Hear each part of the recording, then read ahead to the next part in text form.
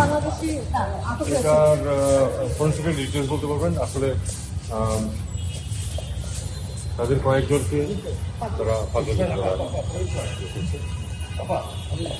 Company 3 জন আমাদের কাছে কাছে মানে তাদেরকে ফেরত পাঠিয়ে দিচ্ছে অজুহাত মানে কারণ অন্যরকম যে মুসলিম তারা সহবাসিত করতে পারে।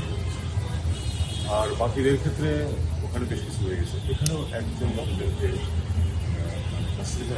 ফেস করার চেষ্টা করছে, হোম মিনিস্ট্রি বলেছে এবং বাকিটা না, আপনার কি এটা মনে হয় কিনা আমাদের মানুষের কিছু নিউজ করে যেটা আমার কাছে মনে হলো যে তারা হয়তো বা একটা ড্রাইভ দিচ্ছিল, সেই ড্রাইভে কিছু ওভার স্টে যারা আছে, কারণ 15 জন যদি তারা জঙ্গি মানে 36 জন জঙ্গি সন্দেহের কথা বলছে তারা, কিন্তু 15 জনকে তারা যেহেতু বাংলাদেশে পাঠিয়ে দিচ্ছে তার মানে তো তারা জঙ্গি না, তাহলে 36 জন জঙ্গির কথা যেটা সেটা কি তারা বলছে?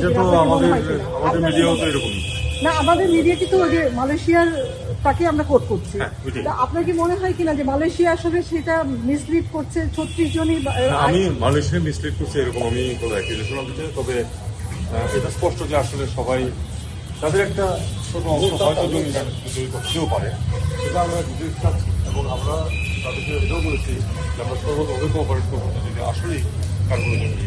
আপনি মালয়েশিয়া যাচ্ছেন, সেটা কি ইস্যুটা নিয়ে আলোচনা হতে পারে? এটার সাথে সম্পর্কিত না, বিষয় যদি সুযোগ থাকে তাহলে আপনি মালয়েশিয়া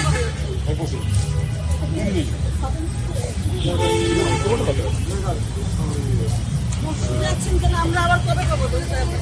এই যে বেলা এখন এটা হলো বলেন যে আসলে আসেন রিজার্ভ পাবেন না, যে আপনি যদি একটু বলেন যে 36 জনই আসলে